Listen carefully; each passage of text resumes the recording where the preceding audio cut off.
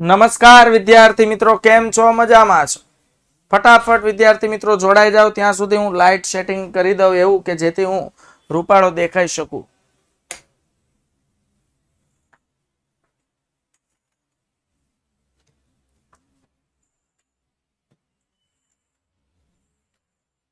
તો કેમ છો વિદ્યાર્થી મિત્રો? મજામાં?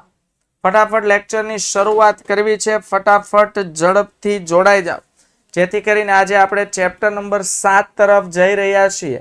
જે ચેપ્ટરમાંથી માત્ર 2 અને 3 ગુણના પ્રશ્નો પૂછાય છે, એટલે કે 5 ગુણના પ્રશ્નો પૂછાતા નથી. ઓકે, ચાલો વિદ્યાર્થી મિત્રો, આઈએમપી બેચનો તમે જે સરસ મજાનો લાભ લઈ રહ્યા છો, તમને જેટલા આઈએમપી પ્રશ્નો મળે છે એ તમને તૈયારી કરી રહ્યા છો એટલા આઈએમપી પ્રશ્નો તો થવા જ જોઈએ. 5 ગુણના ચેપ્ટર હોય તો એ પ્રમાણે, 3 અને 2 ગુણના પ્રશ્નો પૂછાતા હોય તો એ પ્રમાણે તૈયારી થવી જરૂરી છે, અતિ આવશ્યક છે. અને મને ખાતરી છે ત્યાં સુધી તૈયારી થતી હશે.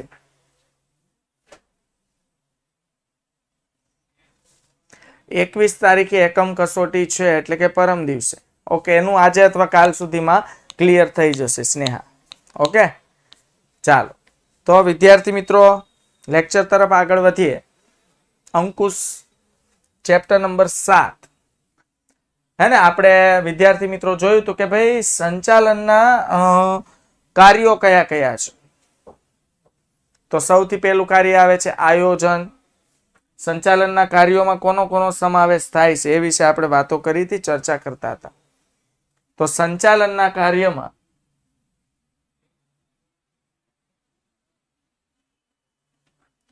Rinkal Kumari Maurya. Who is Rinkal Kumari? Who is from? Where are you from? हाँ, मैं भी आपका भाषा का आनंद लेने आए हैं. ओके, वो बोल रहे हैं कि मैं भी आपके भाषा का आनंद लेने आई हूँ. तो अगर आप मुझे सुन रही है तो आप कृपया बताइए कौन से बोर्ड से है आप?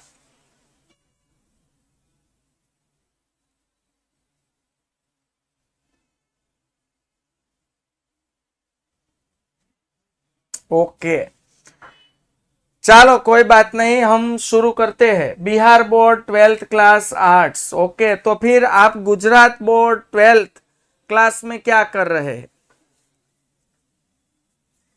रिंकी जी, कहीं आप गुम तो नहीं हो गए ना?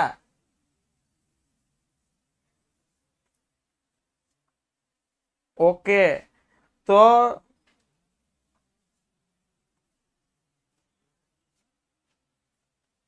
चलो तो विद्यार्थी मित्रों આપણે આપણી ભાષામાં શરૂઆત કરીએ. આપણી ભાષામાં જ આપણને આનંદ આવશે. એટલે આપણે વિદ્યાર્થી મિત્રો, नहीं गुस्सा क्यों होएंगे हम तो ऐसे ही आपसे पूछ रहे हैं क्यों आप गुम तो नहीं हो गए ना. ऐसे बिहार बोर्ड से सीधा गुजरात बोर्ड में आपने जो जंप लगाया है वो सोच के मैं जरा खुद मैं घबरा गया हूँ कि ऐसा क्यों हो गया, सिस्टम क्रैश हो गई क्या, ऐसा सोच रहा हूँ. आपके पास बिहार बोर्ड का भी एक्सेस है, गुजरात बोर्ड का भी एक्सेस है. ये कैसे हो गया वो मैं सोच रहा हूँ कि आप सीधे बिहार बोर्ड से गुजरात बोर्ड में आ गए, है ना. रिंकी कुमारी मौर्य.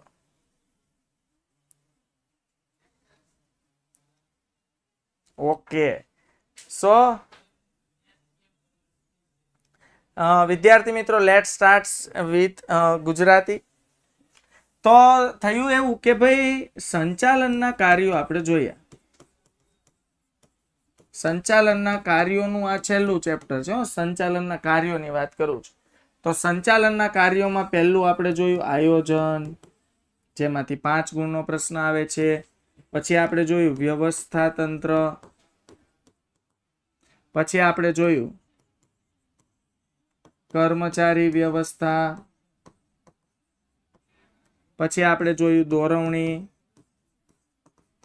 અને આજે આપણે જોવાના છીએ બાળકો અંકુશ.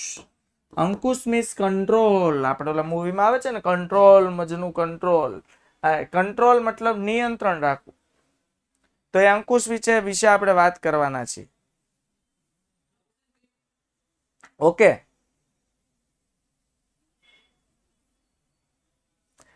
હા, તો સ્નેહાનું એવું કેવું છે કે અમારી સ્કૂલમાં નેપાળથી એક સ્ટુડન્ટ આવેલ છે. તો જેવી રીતે હું બિહારના સ્ટુડન્ટને હેન્ડલ કરી રહ્યો છું, આઈ હોપ કે તમે એવી રીતે નેપાળ બોર્ડના સ્ટુડન્ટને હેન્ડલ કરી રહ્યા હશો, હે ના? ઓકે. તો વિદ્યાર્થી મિત્રો, થાય છે કેવું કે ભાઈ સંચાલનના કાર્યોમાં આયોજન, વ્યવસ્થા તંત્ર, કર્મચારી વ્યવસ્થા, દોરવણી અને અંકુશનો સમાવેશ થાય છે. અંકુશ એ સંચાલનનો અંતિમ તબક્કો છે. જો આ એક માર્ક્સના 2 પ્રશ્નો જણાવું છું. સંચાલનનો અંતિમ તબક્કો અંકુશ છે. એવી જ રીતે બાળકો, આયોજન એ સંચાલનનો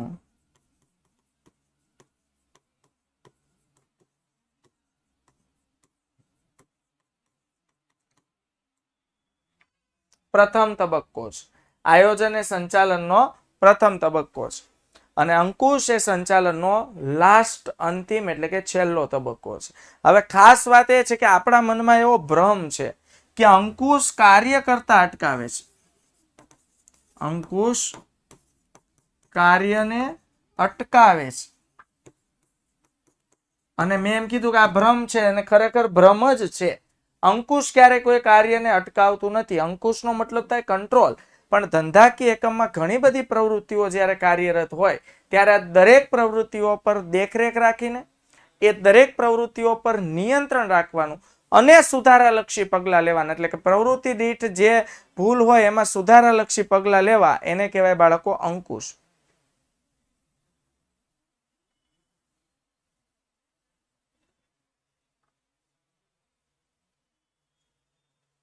તો અંકુશ વિદ્યાર્થી મિત્રો શું છે કે ભાઈ કાર્યને અટકાવે છે. અંકુશ કાર્યને અટકાવે છે. આ આપણા મગજનો ભ્રમ છે. આ ભ્રમ દૂર કરવાની જરૂર છે. અંકુશ ક્યારેય કાર્યને અટકાવતું નથી. અંકુશ એ કાર્ય પર નિયંત્રણ રાખે છે, કાર્ય પર દેખરેખ રાખે છે અને જરૂર જણાય ત્યાં કાર્યને અનુલક્ષીને સુધારાલક્ષી પગલાં લેવા માટે અંકુશ ચોક્કસપણે કાર્યરત હોય છે. તો વિદ્યાર્થી મિત્રો, વાત કરવાની છે આજે સંચાલનનો અંતિમ તબક્કો, એટલે આપણે વાત કરશું અંકુશ, મીન્સ કે કંટ્રોલ, મજનું કંટ્રોલ. તો કંટ્રોલ વિશે વાત કરશું. એટલે મૂવીમાં ડાયલોગ આવે ને, કંટ્રોલ યોર સેલ્ફ, એમ. એટલે અંકુશ એટલે ધંધાકીય એકમની અલગ અલગ પ્રવૃત્તિઓ પર કંટ્રોલ રાખે છે, અલગ અલગ પ્રવૃત્તિઓ પર નિયંત્રણ રાખે છે. તો અંકુશ એટલે શું, પહેલા એની વાત કરીએ. અને આજે 2-2, 3-3 માર્ક્સના પ્રશ્નો આવી જશે. અંકુશ આ 3-3 માર્ક્સના આમાં 3-4 પ્રશ્નો આજે લઈ લીધા છે, જે very very very very most important છે આ ચેપ્ટરના. ઓકે,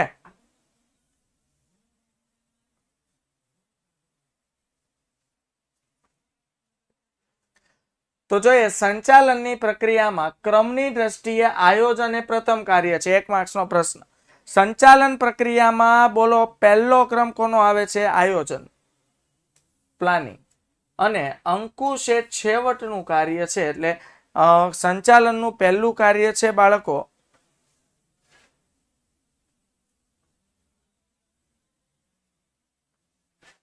હા 8 માર્ક્સનો ગુણભાર છે. યસ. તો સંચાલનની પ્રક્રિયામાં ક્રમની દ્રષ્ટિએ સૌથી પહેલો ક્રમ આવે છે આયોજન. ત્યારબાદ બીજો ક્રમ આવે છે, છેલ્લો ક્રમ આવે છે વિદ્યાર્થી મિત્રો અંકુશ. ટૂંકમાં આયોજન એ સંચાલન પ્રક્રિયાનું પ્રથમ સોપાન છે અને અંકુશ સંચાલન પ્રક્રિયાનું છેલ્લું સોપાન છે. મેં તમને પહેલી સ્લાઇડમાં જણાવ્યું એ પ્રમાણે ખાસ યાદ રાખજો. આયોજન સંચાલન પ્રક્રિયાનું પ્રથમ પગથિયું છે, પ્રથમ સોપાન છે, અને અંકુશ સંચાલન પ્રક્રિયાનું છેલ્લું લાસ્ટ પગથિયું છે, લાસ્ટ સોપાન છે. આયોજન મુજબ કાર્ય નક્કી થાય. સ્વાભાવિક છે, કોઈ પણ કાર્ય કેવી રીતે કરવાનું છે એ આયોજન મુજબ નક્કી થાય. વ્યવસ્થા તંત્રમાં તે મુજબ સત્તા અને જવાબદારીની સોંપણી થાય. વ્યવસ્થા તંત્રની આપણે વાત કરી હતી કે ભાઈ વ્યવસ્થા તંત્રમાં કયો કર્મચારી કયા લેવલે કામ કરવાનું છે, આખો ચાર્ટ બને. તો આયોજનમાં કયું કામ કરવાનું છે એનું આખું પ્લાનિંગ ઘડતર થાય. ભવિષ્ય, જેને આપણે પૂર્વ નિર્ધારિત કહીએ છીએ, કે આયોજન એ પૂર્વ નિર્ધારિત છે ભવિષ્યના કાર્ય માટે. એટલે ભવિષ્યમાં આપણે કયું કામ ક્યારે કેવી રીતે એટલે કેટલા પ્રમાણમાં કોના દ્વારા કરવાના છે એ આયોજન. તો આયોજન મુજબ કાર્ય નક્કી થાય, પછી વ્યવસ્થા તંત્રમાં તે મુજબ સત્તા અને જવાબદારીની સોંપણી થાય છે બાળકો. વ્યવસ્થા તંત્રમાં શું થાય છે? એ મુજબ સત્તા અને જવાબદારીની સોંપણી થાય કે ભાઈ આયોજન પ્રમાણે કામ કરવું છે, તો જે વ્યક્તિઓની નિમણૂક થઈ છે, કયા કયા વ્યક્તિને કયા પ્રકારની સત્તા અને ફરજો સોંપવી, આ કામગીરીની શરૂઆત થાય ત્યારથી જ અંકુશનું કાર્ય શરૂ થાય. એક યાદ રાખજો, આગળ હમણાં એક આવશે વિધાન સમજાવ કે આયોજન અને અંકુશ એ એક સિક્કાની બે બાજુ સમાન છે. બહુ વ્યવસ્થિત અને 2 ગુણમાં વારંવાર પૂછાય છે આ વિધાન. સમજાય છે? આયોજન અને અંકુશનો તફાવત પૂછાઈ શકે 2 માર્ક્સમાં. Yes, okay. તો આયોજન અને અંકુશ એક સિક્કાની બે બાજુ સમાન છે. શું કામ? ઈ કહી દો. જો બાળકો, જ્યારથી આયોજનની શરૂઆત થાય,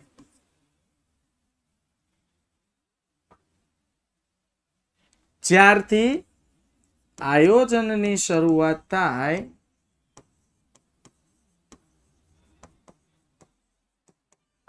ત્યારથી જ બાળકો અંકુશની પણ શરૂઆત થાય છે.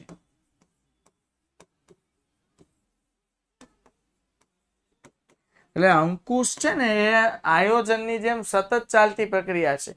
જેવી રીતે આયોજનની શરૂઆત થાય, આયોજનની સાથે સાથે અંકુશની પણ શરૂઆત થાય છે. સંચાલનમાં થતા કાર્યોની પ્રગતિ તેમની આયોજનમાં નક્કી થયેલા ધોરણો સાથેની સરખામણી અને આવતા વિચલનોની જાણકારી મેળવવાનું કાર્ય અંકુશ કરે. ચાલો, વિચલન એટલે તફાવત. તમને ઉદાહરણ સહિત સમજાવું કે આ વાક્ય શું કહેવા માંગે છે. ધોરણો નક્કી કરવા એટલે સ્ટાન્ડર્ડ નક્કી કરવું. સ્ટાન્ડર્ડ નક્કી કરવું એટલે શું? ઉદાહરણ તરીકે ખાલી એક સિમ્પલ ઉદાહરણ આપું છું કે ભાઈ 1 કલાકમાં 100 યુનિટ બનવા જોઈએ. આપણે એમ બને કે આપણી એક સાબુની ફેક્ટરી છે જેમાં 1 કલાકમાં 100 યુનિટ સાબુ બનવા જોઈએ. આ એક સ્ટાન્ડર્ડ નક્કી થયું કે 100 બનવા જોઈએ. એનો મતલબ એવો નથી થતો 100 બની જ જશે. 100 પણ બને. મશીનનો સારો સપોર્ટ હોય અને કર્મચારીનો સારો સપોર્ટ હોય તો 100 કરતા વધુ પણ બને. મશીનનો સારો સપોર્ટ હોય અને કર્મચારી થાકી ગયા હોય તો 100 કરતા ઓછાય બને. પણ ધારણા શું છે? ધોરણ શું નક્કી કર્યું છે? કે સ્ટાન્ડર્ડ 100 યુનિટ તો બનવા જ જોઈએ. સમજાય છે? તો હવે થયું કેવું કે ભાઈ 1 કલાકનો સમય થયો. હવે આ એકચ્યુઅલ, આ ખરેખર આવું બન્યું. ખરેખર આવું બન્યું. 1 કલાક થયો પણ સાબુ બન્યા 90. તો 90 સાબુ બન્યા વિદ્યાર્થી મિત્રો. હવે તફાવત કેટલો આવ્યો? તો તફાવત જે આવ્યો છે તે છે 10 સાબુ કેવા બન્યા? ઓછા.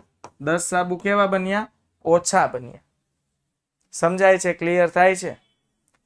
આને કહેવાય બાળકો એડવર્સ ઇફેક્ટ. આ વિચલન કહેવાય. વિચલન એટલે જોવા મળતો તફાવત. તો વિચલન 2 પ્રકારના હોય. ફેવરેબલ એટલે આપણી તરફેણમાં, અને એડવર્સ એટલે કે આપણી વિરુદ્ધમાં. જો આપણી ધારણા હોય, આપણે જે ધોરણ નક્કી કર્યા હોય એના કરતા ઓછો ટાર્ગેટ થાય, મતલબ ઓછો ટાર્ગેટ ફિનિશ થાય, તો એને કહેવાય એડવર્સ ઇફેક્ટ. ઓકે.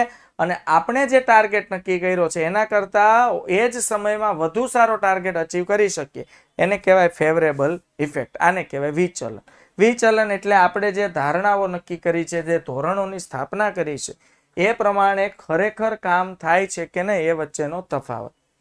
હવે અંકુશનું કામ શું છે? કોઈ પણ કામ થાય છે એને રોકતું નથી અંકુશ ક્યારે. એ આપણો ભ્રમ છે, વહેમ છે, દૂર કરવાનો છે. અંકુશ ક્યારે કોઈ પણ કાર્યને અટકાવતું નથી. પહેલો નિયમ, અંકુશ ક્યારે કોઈ પણ કાર્યને અટકાવતું નથી. એ શું કરે છે કે ભાઈ ધોરણો સાથે ખરેખર જે કામ થાય છે એની સરખામણી કરશે. અને જો વિચલનો જણાશે તો આ વિચલનોની માહિતી મેળવીને તેમને દૂર કરવા અને સુધારાલક્ષી પગલાં લેવાનું કામ અંકુશનું છે. અંકુશનું કામ શું છે? વિચલનો અંગે માહિતી મેળવવાની.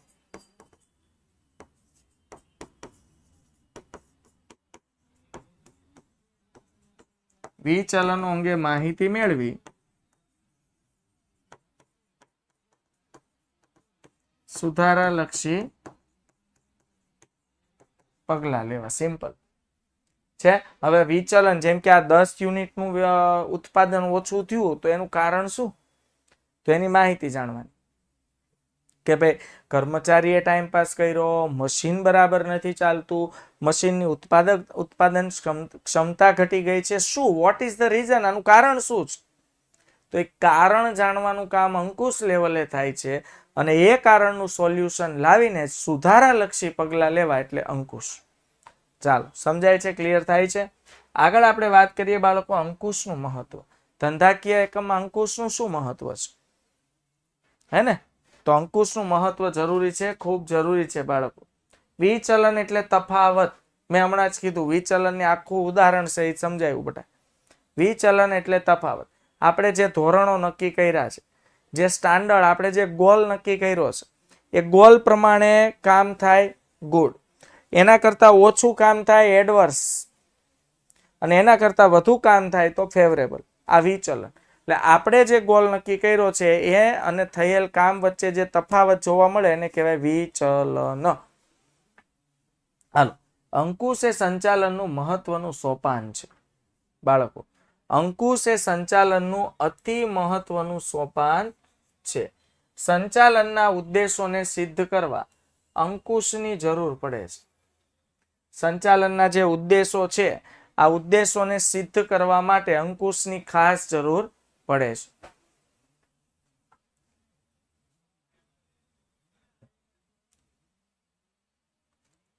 અંકુશ વગરનું ઔદ્યોગિક એકમ સારથી વગરના રથ જેવું ગણાય છે. આવું 2 માર્ક્સના વિધાનમાં પૂછાય છે. સિમ્પલ વસ્તુ છે. લ્યો, સારથી વગરનો રથ. હવે સારથી વગરનો રથ છે ને એ કઈ દિશામાં જાય? ઘોડાને જે દિશા ગમે ને એ દિશામાં જાય.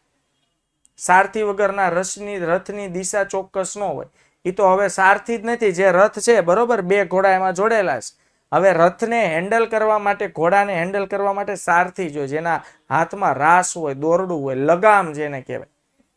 હવે આ લગામ પકડનાર સારથી જ નથી તો રથ કઈ દિશામાં જશે નક્કી નથી. ધંધામાં એવું જ છે. અંકુશ કંટ્રોલ નથી, કાર્ય પર દેખરેખ નથી. સમજાય છે? કાર્ય પર દેખરેખ નથી, કાર્ય પર કંટ્રોલ નથી, સુધારાલક્ષી પગલાં નથી લેવાતા, તો અંકુશ નામે 0 છે. તો જો પ્રવૃત્તિ વિદ્યાર્થી મિત્રો અંકુશ નામે 0 હોય તો એને સારથી વગરનો રથ કહેવાય. એ કઈ દિશામાં જાય નક્કી નહીં, ધંધો પછી કઈ દિશામાં આગળ વધે નક્કી નહીં ને એવું બને કે અંકુશ વગરના ધંધા પર, નિયંત્રણ વગરના ધંધાની આયુષ્ય લાંબુ ટકી રહેતું નથી. તો સિમ્પલ વસ્તુ છે કે જેમ રથ કઈ દિશામાં લઈ જવો છે એ દિશા સૂચન માટે સારથીની જરૂર પડે, દેખરેખ રાખવી પડે, કંટ્રોલ રાખવો પડે. ઘોડાઓ કઈ દિશામાં જાય છે, ડાબી બાજુ વળવાની કોશિશ કરે તો જમણી બાજુની રાસ ખેંચી એટલે ઘોડાઓ વળી પાછા સીધા સ્ટ્રેટ મંડે ચાલો. એવી જ રીતે ધંધામાં અંકુશનું કામ છે. કોઈ કામ બગડે છે, કોઈ કામ અતિ થઈ જાય છે, કોઈ કામ સમય કરતા મોડું થાય છે, તો આ તમામ કાર્ય પર દેખરેખ રાખીને નિયંત્રણ રાખવામાં આવે છે. આ છે અંકુશનું મહત્વનું કાર્ય. એકમની બધી જ પ્રવૃત્તિઓ નક્કી કરેલી યોજનાઓ, આપેલી સૂચનાઓ અને નક્કી કરેલ સિદ્ધાંતો મુજબ થાય છે કે નહીં તેની ચકાસણી કરવાનું કાર્ય કોનું છે? અંકુશનું. સિમ્પલ બાળકો, કે એકમની બધી જ પ્રવૃત્તિ, ધંધાકીય એકમની જે તમામ પ્રવૃત્તિઓ છે તે પ્રવૃત્તિઓ, નક્કી કરેલી યોજનાઓ, આપેલી સૂચનાઓ અને નક્કી કરેલ સિદ્ધાંતો, નીતિ, નિયમો, કાયદા, કાનૂન મુજબ કામ થાય છે કે નહીં એ ચકાસણી કરવાનું કાર્ય કોનું છે? અંકુશ. અંકુશને પછી ઘણા સુધારાલક્ષી પગલાં લે. ડિસિપ્લિન, જેમ કે શિસ્ત, એ અંકુશમાં આવે છે.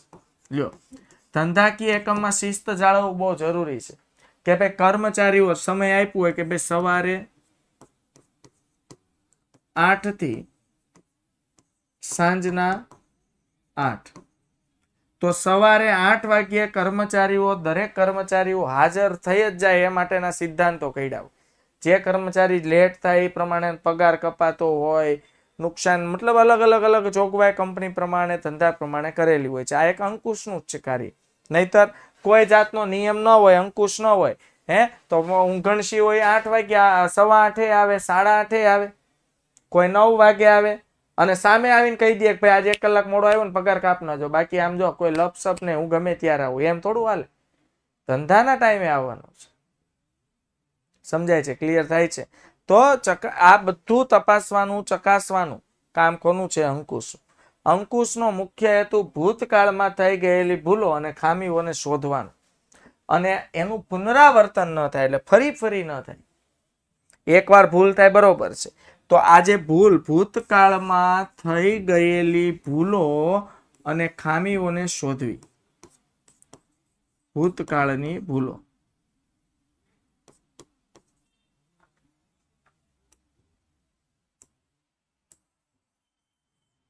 તો ભૂતકાળની ભૂલોને શોધવાની, પછી એનું પુનરાવર્તન ન થાય, એટલે રિપીટેશન ન થાય, એનું ખાસ ધ્યાન રાખવું. અને આવી ભૂલોને અટકાવવાનું કામ કોનું છે બાળકો? અંકુશનું. તો અંકુશ એ ખૂબ અતિ મહત્વનું પગલું છે. અંકુશના મહત્વના મુદ્દા જોઈએ કે હે પ્રભુ આપકા વિકાસ લાદો. ચાવી શું છે? હે પ્રભુ આપકા વિકાસ લાદો, એટલે આપણો તમારો જે વિકાસ છે એ લાવી દો એમ. આવું યાદ રાખવા માટે હોય છે. ચાવી યાદ રાખશો એટલે મુદ્દા વિદ્યાર્થી મિત્રો તમને સરળતાથી યાદ રહી જશે. તો શું થશે? હેતુ સિદ્ધિમાં મદદરૂપ. ચાવી શું છે? હે પ્રભુ આપકા વિકાસ લાદો. હેતુ સિદ્ધિમાં મદદરૂપ. અંકુશ દ્વારા ધંધાકીય એકમમાં રહી ગયેલી ભૂલો અને ખામીઓ શોધીને સુધારાલક્ષી પગલાં ભરવામાં આવે છે. મેં તમને લેક્ચર શરૂ થયો ને ત્યારે જ કીધું હતું કે અંકુશ એ કોઈ કાર્યને અટકાવતું નથી, એટલે ખાસ મગજમાં ગાંઠ બાંધી લેજો. અંકુશનો ટોપિક લખો ને એટલે આ લાઈન લખવાની છે કે અંકુશે કોઈ કાર્યને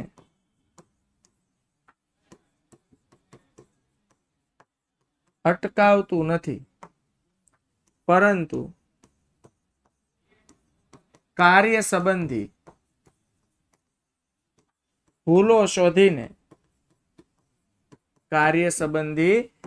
શોધીને સુધારાલક્ષી પગલાં લેવાનું. સુધારાલક્ષી પગલાં લેવાનું કાર્ય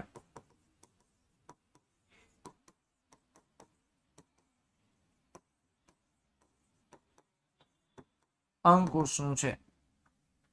સમજાય છે?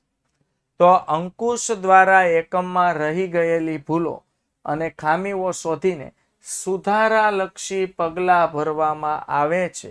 તેને કારણે યોજના પ્રમાણે બધી જ પ્રવૃત્તિઓ આગળ વધે છે. તેથી ધ્યેય સિદ્ધિનું કાર્ય સરળ બને છે. સિમ્પલ. જો બાળકો હું તમને એમ કહું કે અંકુશ એટલે શું? સુધારાલક્ષી પગલાં. હાલો હવે કેવું થાય છે કે ભાઈ આપણે પેટ્રોલ પંપ ચલાવીએ છીએ, આપણું પેટ્રોલ પંપનું જે પેલું આવે પેટ્રોલ ભરવા માટેનું, એમાંથી પેટ્રોલ લીક થાય છે. હાલો તો હવે આપણી પાસે એના માટે જે સુધારાલક્ષી પગલાં છે લેવા જોઈએ.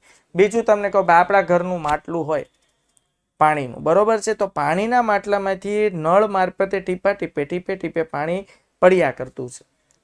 તો સૌથી પહેલો સુધારાલક્ષી પગલું એની નીચે કોઈ વાસણ મૂકી દે, જેથી પાણી વેસ્ટ ન થાય અને જે પ્લેટફોર્મ કે આ તે જે હોય તે ખરાબ ન થાય. બીજું, હવે સુધારાલક્ષી પગલાં લ્યો, ક્યાં નળ બદલી નાખો અથવા રિપેર જે કંઈ પણ થતું હોય. ધંધામાં એવું જ હોય. મશીનરી છે તો મશીનરીમાં ખાટ બિનજરૂરી અવાજ આવે છે. હવે જો આવું લોંગ ટાઈમ ચાલ્યા કરે તો એવું બને કે મશીનરીનું આયુષ્ય ઘટતું જાય. તો સમયાંતરે સુધારાલક્ષી પગલાં સ્વરૂપે સમયાંતરે મશીનમાં ઓઇલ બદલો, મશીનમાં ગ્રીસની જરૂર પડે ત્યાં ગ્રીસ એડ કરો. આપણે આપણી સામાન્ય ટુ વ્હીલ છે તો પણ આપણે 1500-2000 કિલોમીટરે ઓઇલ ચેન્જ કરી નાખીએ છીએ. શું કામ? કે ભાઈ એન્જિનના જે સ્પેર પાર્ટ છે એમાં ઘસારો ઓછો બને, અને જેટલો ઘસારો ઓછો આવશે એટલું એન્જિન સાઉન્ડ ઓછું કરશે, અવાજ ઓછો આવશે. બીજો ફાયદો કે ગાડી જે બાઇક છે એનું આયુષ્ય વધી જશે. તો ધંધામાં જે હેતુ સિદ્ધ કરવાના છે, આ હેતુ સિદ્ધ કરવા માટે જ્યાં ખામી સર્જાતી હોય એ ખામીને ચેક કરો, તપાસો, ભૂલોને શોધો અને સુધારાલક્ષી પગલાં લ્યો, એટલે જ અંકુશ. એટલે અંકુશને કારણે ખામીઓ લક્ષી સુધરે, એટલે ખામીઓ જે છે એ સુધરી જાય બાળકો. એટલે ધ્યેય સિદ્ધિનું કાર્ય કેવું બનશે? સરળ બનશે.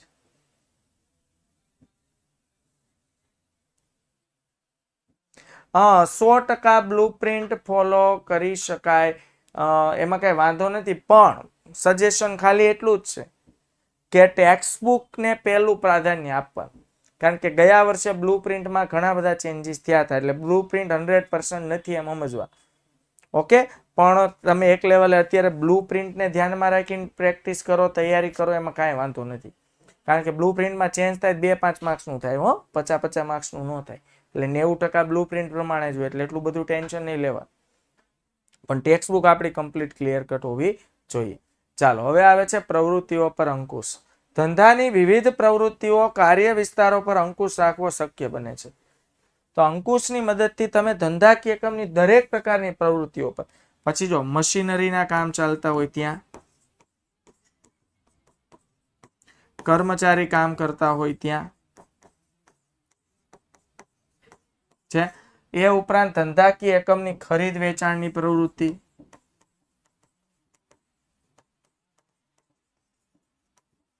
પછી ઉત્પાદનની પ્રવૃત્તિ. ઉત્પાદનની પ્રવૃત્તિ વિદ્યાર્થીઓ, હવે ઉત્પાદન જ્યાં પ્રોડક્શન ચાલી રહ્યું છે ત્યાં કાચા માલનો વેસ્ટ ન થાય, કાચા માલમાંથી તૈયાર માલનું રૂપાંતર થઈ ગયા પછી તૈયાર માલનો વેસ્ટેજ ન જાય, આ સુધારાલક્ષી પગલાં લેવાનું કામ અંકુશનું. ક્લિયર થાય છે? અંકુશની લાક્ષણિકતા પાકી કરવા 3 માર્ક્સમાં પૂછાય. અંકુશનો અર્થ આપી તેનું મહત્વ, હા ઓકે, તો અંકુશનો અર્થ આપી તેનું મહત્વ જણાવો. લાક્ષણિકતા પણ પૂછાય, પણ 3 માર્ક્સમાં પૂછાય એટલે 3 માર્ક્સને આધીન જવાબ લખવા. ભૂલોની શોધ, જો આવી ગયું ભાઈ, અંકુશ ક્યારેય કોઈ કાર્યને અટકાવતું જ નથી. અંકુશ દ્વારા કર્મચારીના કાર્યો પર દેખરેખ રાખવામાં આવે છે. હાલો, એને કહેવાય બાજ નજર. કર્મચારીના કાર્યો પર દેખરેખ રાખવામાં આવે છે, જેથી કર્મચારીના કાર્યોમાં રહેલી ભૂલો શોધી શકાય. અંકુશનું કાર્ય શું છે? કર્મચારીઓને રોકટોક કરીને ધંધો વેલો છોડીને જતા રહીએ એવું હેરાન કરવાનું કામ નથી. અંકુશનું કાર્ય શું છે બાળકો? કર્મચારીઓના કાર્ય પર દેખરેખ રાખે છે, અને કર્મચારીઓને કાર્યમાં જ્યાં જ્યાં તકલીફ ઊભી થતી હોય બાળકો, એ કાર્યમાં સુધારાલક્ષી પગલાં લેવાનું કામ કોનું છે? અંકુશનું છે. હવે આવે છે બાળકો આયોજન અસરકારક બને. હવે સંચાલનનું પ્રથમ પગથિયું કયું છે? આયોજન.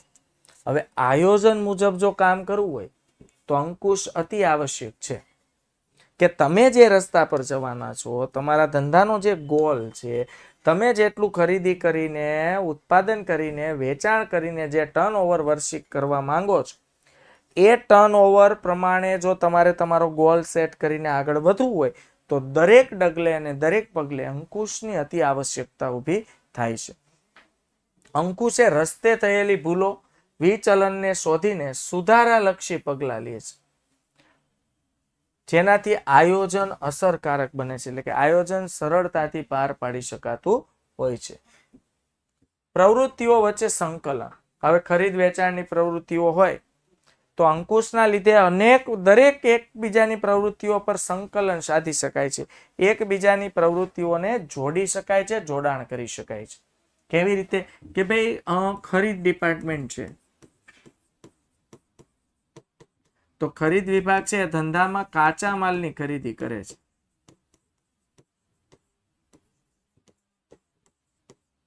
અને વેચાણ વિભાગ છે બાળકો એ ધંધામાં કાચા માલમાંથી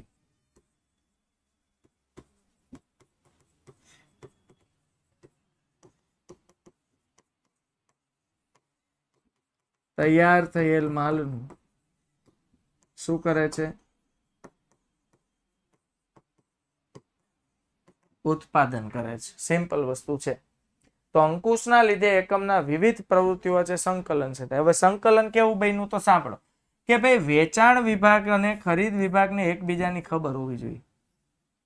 વેચાણ વિભાગને ખબર હોવી જોઈએ કે ભાઈ કાચા માલની ખરીદી થઈ ગઈ છે, એટલે હવે પ્રોડક્શન શરૂ થઈ જશે, તો આપણે વસ્તુનું મેક્સિમમ વેચાણ કરીએ તો વાંધો નથી. કેટલીક વાર કેવું થાય, વેચાણના ઓર્ડર આપણે વધુ લઈ લીધા હોય, અને ખરીદ વિભાગમાં કાચા માલની ખરીદી ન થઈ હોય અને પ્રોડક્શન ઉત્પાદન ન થયું હોય તો વેચાણ વાળાની વાટ લાગી જાય, ઓર્ડર લઈને બેઠા છે, હવે ટાઈમ ટુ ટાઈમ સમયસર ઓર્ડર કેમ આપવો?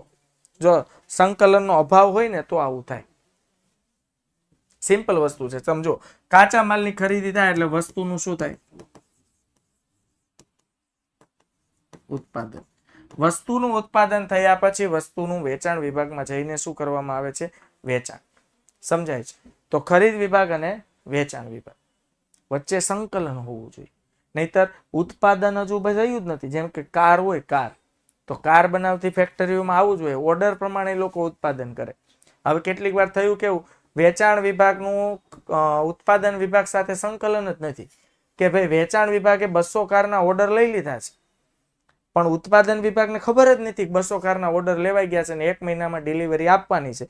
હવે અઠવાડિયા પછી ખબર પડી, અને અઠવાડિયા પછી ખબર પડી તો 1 મહિનામાં 200 કારની ડિલિવરી આપવી શક્ય નથી. તો હવે જે ગ્રાહકો છે ને સમયસર ડિલિવરી ન થાય, આ છે સંકલનનો અભાવ. તો અંકુશ આ બધી દેખરેખ રાખે છે. અંકુશનું કામ શું? દેખરેખ. અંકુશનું કામ શું? દેખરેખ. તો આ બધી પણ દેખરેખ રાખે છે કે અલગ અલગ વિભાગ વચ્ચે સંકલન સાધી શકાતું હોય છે કે નહીં. કાર્યનું મૂલ્યાંકન. અંકુશ દ્વારા અગાઉ નક્કી કરેલા ધોરણોની વાસ્તવિક કામગીરી સાથે સરખામણી કરવામાં આવે છે. હમણાં જ ઉદાહરણ આપ્યું. જે ધોરણો છે, અગાઉ નક્કી કરેલા ધોરણો એટલે સ્ટાન્ડર્ડ, ગોલ, એ વાસ્તવિક ખરેખર જે કામ થયું છે એની સાથે સરખામણી કરવામાં આવે. આમ અંકુશ દ્વારા કાર્યનું મૂલ્યાંકન કરવું શક્ય બને. ભાઈ તમે જે ધોરણો આપણે નક્કી કર્યા છે એ ધોરણો પ્રમાણે કામ થાય છે કે નહીં, એ ખાસ ચેક કરવામાં આવતું હોય છે. સમજાય છે બાળકો? આ વાસ્તવિક કામગીરી એટલે ખબર પડી ને કે ભાઈ આપણો ગોલ હોય, ઉત્પાદનનો ગોલ છે 5 ટન અને ઉત્પાદન થાય છે, આને કહેવાય વાસ્તવિક. અને આ ગોલ હોય ને એ ધારણા હોય, આ યાદ રાખજો. તો વાસ્તવિક ઉત્પાદન થયું 4.5 ટન. તો આજે વિચલન આવ્યું 0.5 ટન, અડધા ટન. એ શેના માટે આવ્યું, શા માટે આવ્યું, બધી દેખરેખ રાખે. તમે જો ઘણા ધોરણો નક્કી કરવામાં નથી આઈડિયા આવતો. એટલે હવે એમાં શું હોય, તમે ભણો ચાલો તો તમે એક ધોરણ નક્કી કર્યું છે કે ભાઈ બોર્ડની એક્ઝામમાં મારા 90% આવશે, આ ધોરણ નક્કી કર્યું. હવે 92% આવે તો ફેવરેબલ, 80% આવે તો નોન ફેવરેબલ, એડવર્સ કહેવાય. હવે 92 ના 80 આવ્યા તો 12% કેમ કપાણા, એ દેખરેખ રાખીને સુધારાલક્ષી પગલા લેવાનું કામ અંકુશનું છે. વિચલનો દૂર કરે. ચાલો તો હમણાં જે આપણે વાત કરી વિચલનો, તમે તમારા ટકાવારીની જો વાત લઈ લો, ભાઈ તમારા ધોરણો તમે નક્કી કર્યા છે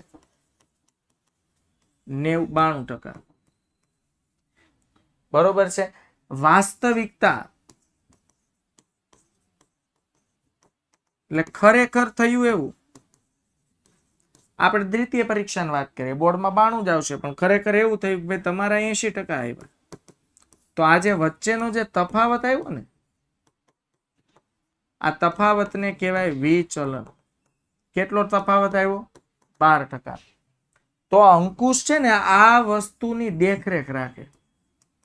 તમારા સાહેબ દેખરેખ રાખે, તમારે ખુદ દેખરેખ રાખવી પડે કે આવું શા માટે બન્યું. હાલો બન્યું તે બન્યું, એ તો આપણા હાથમાં નથી. તો હવે વળી પાછું આવું ન બને એને લક્ષી શું લેવામાં આવે છે? સુધારાલક્ષી પગલા લેવામાં આવે છે કે ભાઈ 12 માર્ક્સ કપાણા એનું કારણ શોધો, અને હવે ફરીથી પાછો આવી રીતે ટકાવારી ન કપાય અને 92% ધાર્યા છે તો 90, 92, 93 આસપાસ ટકા આવે એવું આયોજન ઘડવું. ક્લિયર થાય છે? 3 માર્ક્સમાં. હવે આવે છે કાર્યક્ષમતાનું બેરોમીટર. એટલે અંકુશ છે ને બાળકો કાર્યક્ષમતાનું બેરોમીટર છે કે એકમનું કાર્ય જેટલું સ્પષ્ટતાથી યોગ્ય રીતે કરવામાં આવે એટલી સંચાલનની કાર્યક્ષમતા વધે છે. અંકુશ સંચાલનની કાર્યક્ષમતા માપવાનું બેરોમીટર છે, યાદ રાખજો. કે ભાઈ સંચાલન કેટલું પાવરફુલ છે એ માપવું હોય ને તો અંકુશ પરથી તમને ખબર પડી જાય કે એકમનું કાર્ય જેટલું સ્પષ્ટતાથી યોગ્ય રીતે કરવામાં આવે છે એટલી સંચાલનની કાર્યક્ષમતા વધે છે. સત્તા સોંપણી માટે જરૂરી. કર્મચારીને કાર્યની સોંપણી કર્યા બાદ જરૂરી એ સત્તા સોંપણી કરવી પડે છે. હવે તમે કાર્ય સોંપી દો, સત્તાની સોંપણી કરો. સત્તા અને ફરજોની સોંપણી થયા પછી કાર્ય શરૂ થાય, અને કાર્ય શરૂ થાય દરેક કાર્ય પર શું શરૂ થઈ જાય? દેખરેખ. લાંબા ગાળાનું આયોજન. લાંબા ગાળાની યોજનાઓના ઘડતરમાં અંકુશ મદદરૂપ થાય છે. અંકુશ પ્રક્રિયાને કારણે એકમની વર્તમાન પ્રવૃત્તિ અંગેની જે માહિતી પ્રાપ્ત થાય છે તેને આધારે લાંબા ગાળાના અનુમાનો નક્કી કરી શકાય છે. હવે અંકુશ છે ને એ દરેક પ્રવૃત્તિ પર દેખરેખ રાખે છે, અને દેખરેખને કારણે ઘણી બધી પ્રવૃત્તિઓ ખબર પડે કે આ પ્રવૃત્તિ આ યોગ્ય થઈ રહી છે કે નહીં, તો એને આધીન લાંબા ગાળાના આયોજનો પણ નક્કી કરી શકાતા હોય છે. દોરવણીમાં મદદરૂપ. અંકુશ દ્વારા દોરવણીનું કાર્ય સરળતાથી હાથ ધરી શકાય છે. તમે દેખરેખ રાખો તો કર્મચારીઓની જ્યાં ભૂલ સમજાય ત્યાં તમે કર્મચારીઓને દોરવણી આપી શકો. આ જગ્યાએ તમારી ભૂલ થઈ રહી છે, અહીંયા જો આ વસ્તુ સુધારશો તો તમે વ્યવસ્થિત સારી રીતે કામ કરી શકશો. એટલે દોરવણીના કાર્યમાં અતિ મહત્વનું હોય છે. ઓકે, તો આ પ્રશ્નો 3 માર્ક્સમાં પૂછાય ને એટલે આપણે ખાલી મુદ્દા જ લખવાના છે. એમ પૂછાય કે ભાઈ અંકુશનું મહત્વ જણાવો, તો મહત્વના મુદ્દા લખી દેવાના. ક્લિયર થાય છે? ઓકે, હવે આવે છે 3 માર્ક્સના પ્રશ્નો અને 2 આયોજન અને અંકુશ વચ્ચેનો સંબંધ. આયોજન અને અંકુશ વચ્ચેના સંબંધો નીચે 4 અલગ અલગ રીતે સ્પષ્ટ કરી શકાય. એટલે આ જે પ્રશ્ન હવે છે ને બાળકો 3 માર્ક્સમાં અવારનવાર પૂછાઈ જાય છે. તો જોઈએ, આયોજન અને અંકુશ એક જ સિક્કાની 2 બાજુ છે. આ 2 માર્ક્સમાં પૂછાય હો. હા, એવું નહીં 3 માર્ક્સ પૂછાય. હા, એટલે 2 માર્ક્સમાં પૂછાય, અને બાળકો 1 મિનિટ 3 માર્ક્સમાં પણ પૂછાય.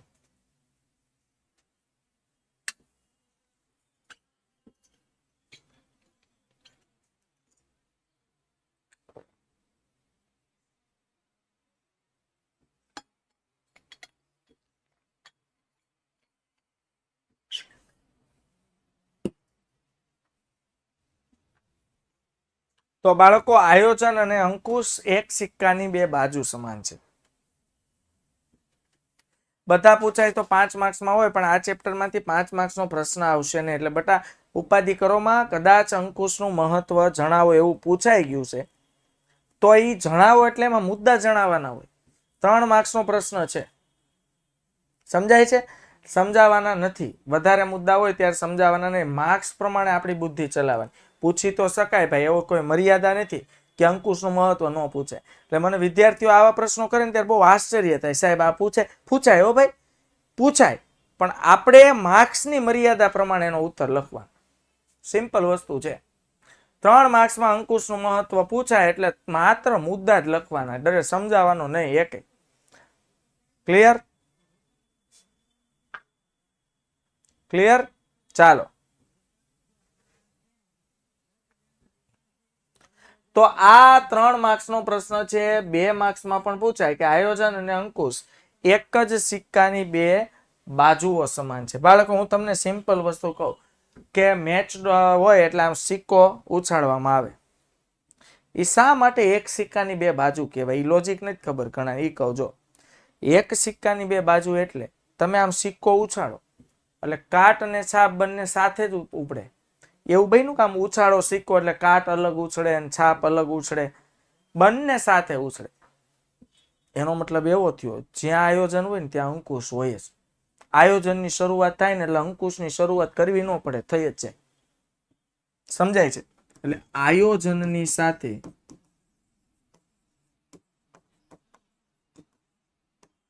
અંકુશની શરૂઆત થઈ જાય છે.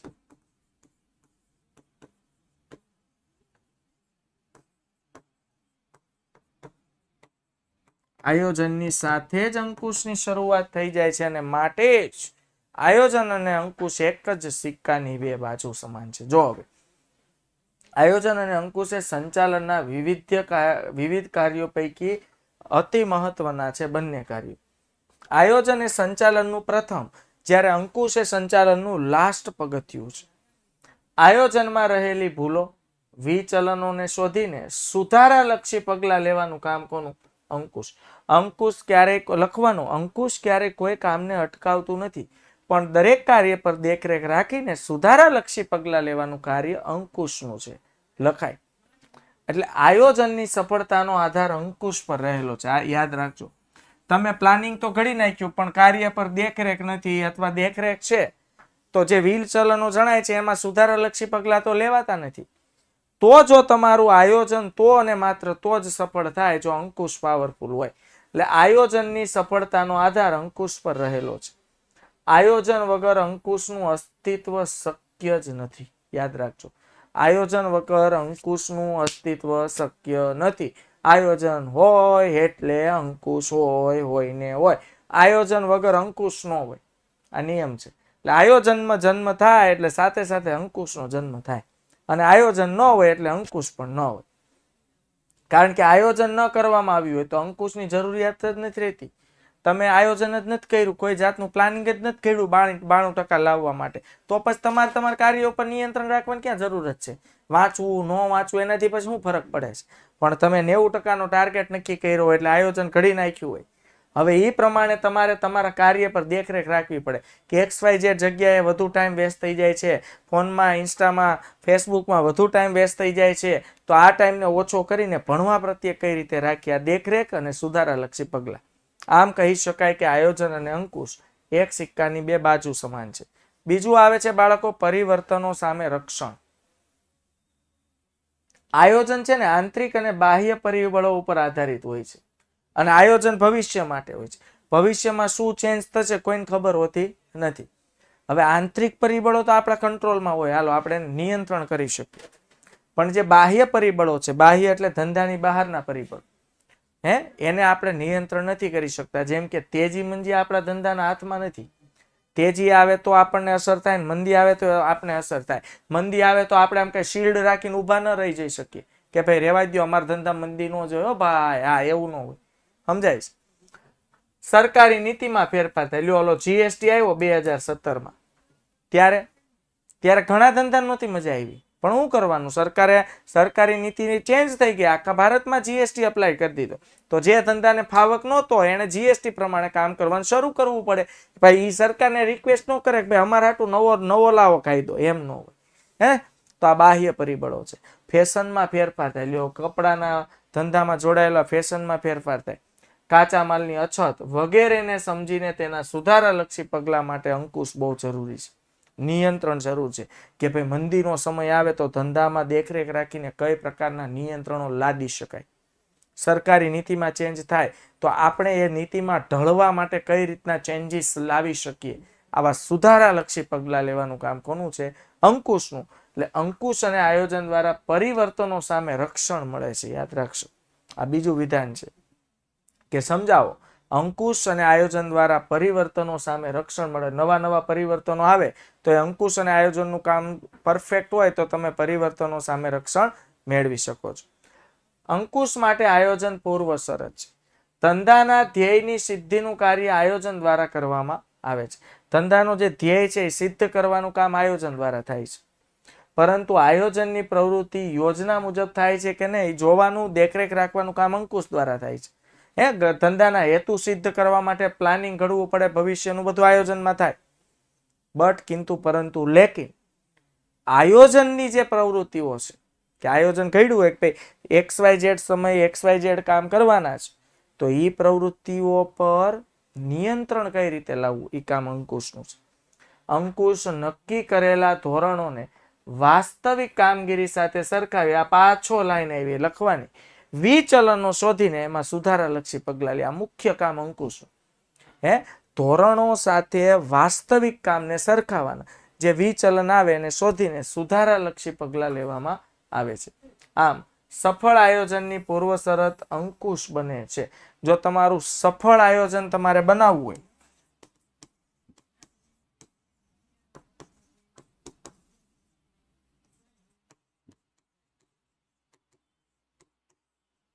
તો પૂર્વ શરત શું છે? અંકુશ. સફળ આયોજન માટે પૂર્વ શરત છે બાળકો અંકુશ. આગળ જોઈએ. આયોજન એ અંકુશનો જન્મદાતા છે. 2 ગુણ. આ 4 પ્રશ્નો પૂછાય છે. હા, એટલે મહત્વ સહિત 5 પ્રશ્નો થયા આજે, 2 અને 3 ગુણ. 2 માર્ક્સમાં પૂછાય તો એ પ્રમાણે સમજાવવાનું, 3 માર્ક્સમાં પૂછાય તો માર્ક્સ પ્રમાણે સમજાવવાનું. હવે આયોજન એ અંકુશનો જન્મદાતા છે. મેં હમણાં જ કીધું આયોજનનો જન્મ થાય એટલે સાથે સાથે અંકુશનો જન્મ થાય. આયોજન હોય તો અંકુશ હોય, અંકુશ હોય ને તો આયોજનને કોઈ ફરક નથી પડતો. આયોજન ન હોય ને તો અંકુશ ન હોય. આ યાદ રાખજો, મેં પહેલા જ કીધું કે આયોજન વગર અંકુશની કાંઈ જરૂર હોતી નથી. તો આયોજન વગર અંકુશનું અસ્તિત્વ જ શક્ય નથી. તમે 92% પ્લાનિંગ જ નથી ઘડતા તો એના ઉપર દેખરેખ રાખવાની પછી ક્યાં જરૂર જ. આયોજનમાં થયેલી પ્રવૃત્તિઓ ઉપર અંકુશ રાખવાનો હોય છે. આયોજનમાં થયેલી પ્રવૃત્તિઓ પર અંકુશ રાખવું જરૂરી હોય છે. પણ આયોજન થાય તો અંકુશ રખાય. એટલે આયોજન હોય તો જ અંકુશનો જન્મ થાય. આથી જો આયોજન કરવામાં ન આવ્યું હોય તો અંકુશની કાંઈ જરૂર જ રહેતી નથી. આમ આયોજનને કારણે જ અંકુશનો જન્મ થાય છે. આથી આયોજન એ અંકુશનો શું બને છે? જન્મદાતા. એટલે સિમ્પલ વસ્તુ છે. લખે આયોજન અને અંકુશ એક સિક્કાની બે બાજુ સમાન છે. આયોજન હોય તો જ અંકુશનો જન્મ થાય. આયોજન વગર અંકુશની કોઈ જરૂરિયાત જ રહેતી નથી. સમજાય છે વિદ્યાર્થી મિત્રો? તો આજે જે આપણે શીખ્યા એ ટોપિકમાં ખાસ તમારે કરવાનું છે બાળકો, અંકુશ નો અર્થ આપી. જો આઈએમપી પ્રશ્નો આજના કહી દઉં છું. લક્ષણો જણાવો. આયોજન અને અંકુશ એક સિક્કાની બે બાજુ છે.